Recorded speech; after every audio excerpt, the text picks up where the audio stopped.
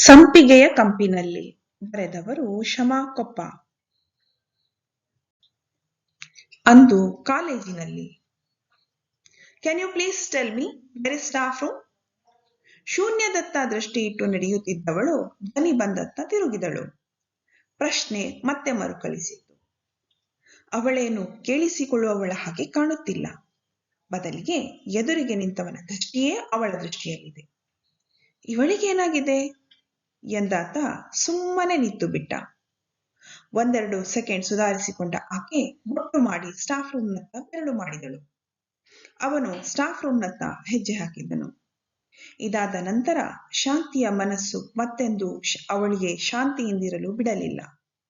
ಅದೇಕೋ ಅವಳ ಮನದ ಕನ್ನಡಿಯಲ್ಲಿ ಮುದ್ರಿತ ನಯನಗಳ ಬಿಂಬ, ಮಿದುಳಿನಲ್ಲಿ ಒಂದೇ ಪ್ರಶ್ನೆಯ ಸುಮಧುರ ಸಂಗೀತ.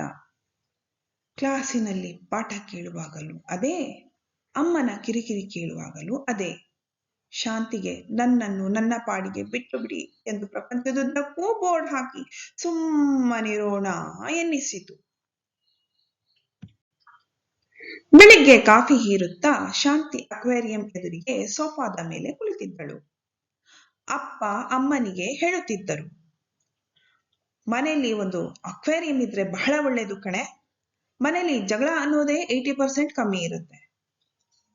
ಹೌದು, ಮನೇಲಿ ಟಿವಿ ನಾವು ಎಂಟರ್ಟೈನ್ ಮಾಡಲ್ಲ. This is a very good alternative. ಸುಮ್ಮನೆ ನೋಡುತ್ತಾ ಕುಳಿತು ಬಿಟ್ರೆ ಹೊತ್ತು ಹೋಗಿದೆ ಗೊತ್ತಾಗಲ್ಲ. ಅಮ್ಮನ ಅಬ್ಸರ್ವೇಷನ್. ಅದು ಮನಸ್ಸನ್ನು ಶಾಂತಗೊಳಿಸಿ ಕಾನ್ಸಂಟ್ರೇಷನ್ ಹೆಚ್ಚಿಸುತ್ತದೆ. ಮಕ್ಕಳಿಗೆ ಸುಲಭ ಮೆಡಿಟೇಷನ್ ಅಂತೀರಾ? ಆ ಫಿಶ್ ಮೂಮೆಂಟ್ಸ್ ನೋಡ್ತಾ ಇದ್ರೆ ನಂಗಂತೂ ಒಳ್ಳೆ ಐ ಎಕ್ಸಸೈಸ್. ನೋಡು, ಟೆನ್ಷನ್ ರಿಲೀಸ್ ಮಾಡುತ್ತೆ, ರಿಲ್ಯಾಕ್ಸೇಷನ್ ನೀಡುತ್ತೆ, ಮತ್ತೆ ಬ್ಲಡ್ ಪ್ರೆಷರ್ ಹತ್ರ ಬರಲ್ಲ. ನಮಗೂ ವಯಸ್ಸಾಗ್ತಾ ಇದೆ ಅಲ್ವಾ? ಏಜ್ ರಿಲೇಟೆಡ್ ಸಮಸ್ಯೆಗಳಿಗೆ ಒಂದಷ್ಟು ಉತ್ತರ. ಶಾಂತಿಯ ಮನಸ್ಸು ಬೇಡುತ್ತಿದ್ದ ಹಿತವಾದ ಒಂಟಿತನಕ್ಕೆ ಅಕ್ವೇರಿಯಂ ಅವಳ ಪ್ರೀತಿಯ ಸಂಗಾತಿಯಾಗಿತ್ತು. ಅವಳು ಬಹಳ ಹೊತ್ತು ಅಕ್ವೇರಿಯಂ ನೋಡುತ್ತಾ ಕುಳಿತಳು. ಕಾಲೇಜಿಲ್ಲೇನೆ? ಅಮ್ಮನ ಧ್ವನಿ.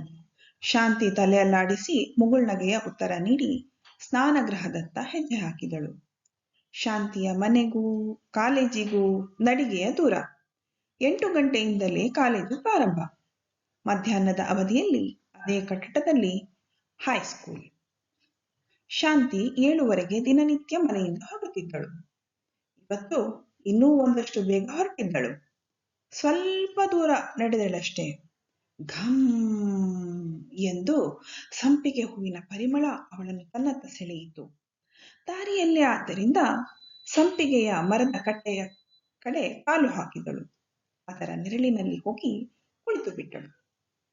ಮನಸ್ಸಿನಲ್ಲಿ, ಅಮ್ಮನಿಗೆ ತಿಳಿದರೆ ಬೈಯುತ್ತಾರೆ, ಈ ಮರದಲ್ಲಿ ಹಾವು ಇದ್ದೇ ಇರುತ್ತದೆ ಎಂದು ಅವರ ದೃಢ ನಂಬಿಕೆ.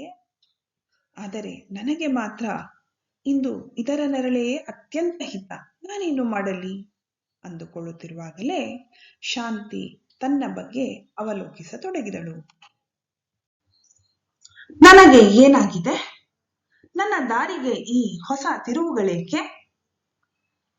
ಕಣ್ಣೆತ್ತಿ ಸಂಪಿಗೆ ಮರ ನೋಡಿದಳು. ಅವಳಿಗೆ ದಟ್ಟವಾಗಿ ಬೆಳೆದಿದ್ದ ಹೂಗಳು, ಎಳೆ ಬಿಸಿಲಿಗೆ ಹೊಳೆಯುತ್ತಿದ್ದ ಹಸಿರೆಲೆಗಳು ಮನ ತುಂಬಿದವು. ಜೊತೆಗೆ ಎಡೆಬಿಡದೆ ಹಿಂಬಾಲಿಸುತ್ತಿದ್ದ ನಯನಗಳ ಬಿಂಬ ಮತ್ತು ಅದೇ ಚೆಹರೆ ಅವಳಲ್ಲೇ ಅಂತರ್ಗತವಾಗಿದ್ದವು.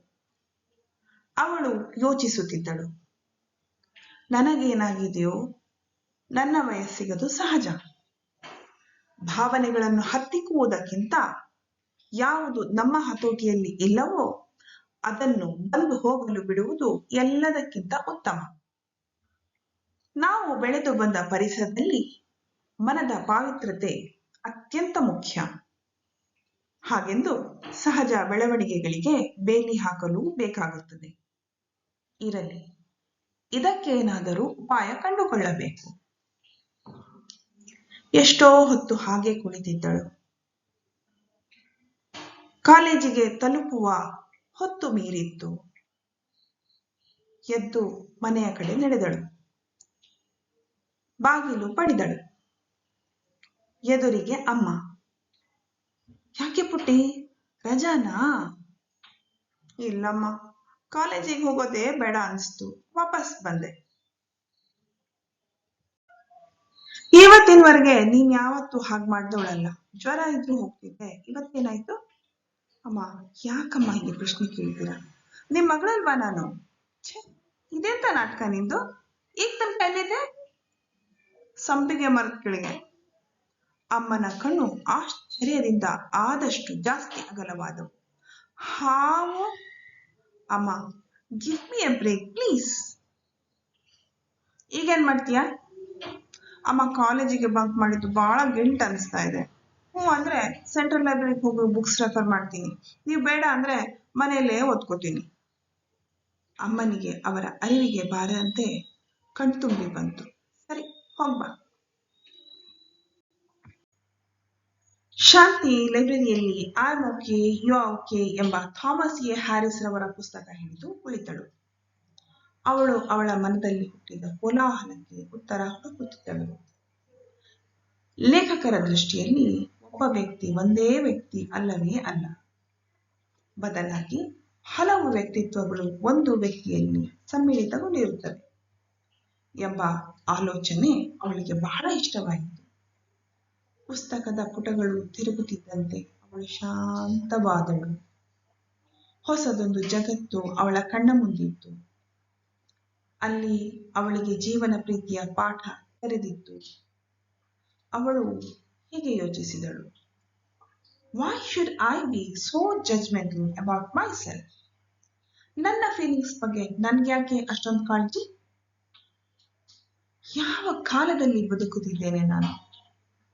ನನಗೊಂದು ಪ್ರೊಫೆಷನಲ್ ಲೈಫ್ ಇದೆ, ಅಲ್ಲಿ ನಾನು ಮತ್ತು ನನ್ನ ವಿದ್ಯೆ ಇದೆ. ಇನ್ನೊಂದು ನನ್ನ ಪರ್ಸನಲ್ ಲೈಫ್, ನನ್ನ ಪ್ರೀತಿ, ಸಂಬಂಧಗಳು, ಮನಸ್ಸು, ಕನಸು ಇತ್ಯಾದಿ ಇದೆ.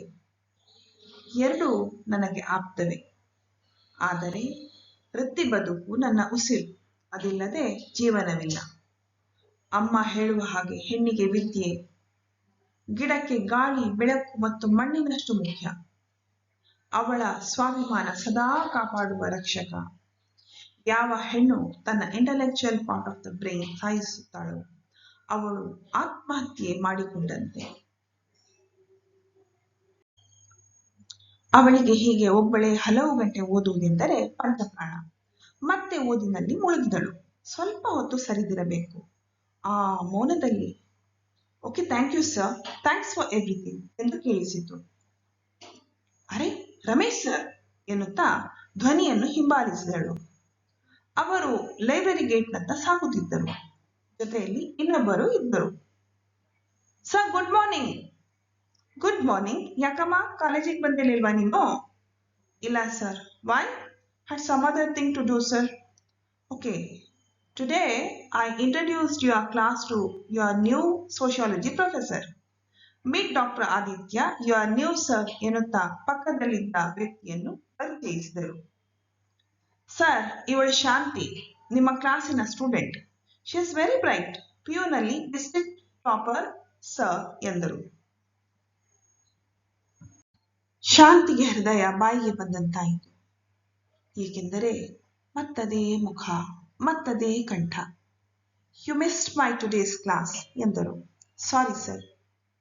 Okay, hope to meet you tomorrow in college ಎಂದು ಹೇಳಿ ಹೊರಟರು. ಈ ಘಟನೆ ಏನಾದರೂ ಲೈಬ್ರರಿಗೆ ಬರುವ ಮುನ್ನವಾಗಿದ್ದರೆ ಅವಳು ಬಿಕ್ಕಿ ಬಿಕ್ಕಿ ಅಳುತ್ತಿದ್ದಳೇನು. ಆದರೀಗ ಅವಳ ಮೊಗದಲ್ಲಿ ಮುಗುಳ್ನಗು ಅರಳಿತ್ತು. ಅದೇನು ವಿಷಾದದ ನಗೆಯೇ, ಸಂತೋಷದ ಹೊನಲೆ, ಹೇಳುವುದು ಕಷ್ಟ. ಮನೆಗೆ ಮರಳಿದಾಗ ಅಮ್ಮ ಬುಗುಡದಿಂದ ಕಾಯುತ್ತಿದ್ದ ಹಾಗಿತ್ತು. ಅಮ್ಮನನ್ನು ಕಂಡಾಗ ಅವಳು ಸಹಜವಾಗಿ ತುಟಿಯಂಚಿನಲ್ಲಿ ನಕ್ಕಳು. ಅಮ್ಮ ಅಂಗಳದಲ್ಲಿ ಬಟ್ಟೆ ಒಣಗಿಸುತ್ತಿದ್ದವರು ಮಗಳೆಡೆಗೆ ಮುದ್ದಾಗಿ ನಗುತ್ತಾ ಬಾನಿನತ್ತ ನೋಡಿದರು. ಸೂರ್ಯ ಕಾಣಲಿಲ್ಲ. ಆದರೆ ಅವರ ನೋಟ ಶುಭ್ರವಾದ, ಉಜ್ವಲವಾದ ಆಕಾಶದೆತ್ತರವನ್ನು ಮುಟ್ಟಿ ಮರಳಿತ್ತು. ಧನ್ಯವಾದಗಳು.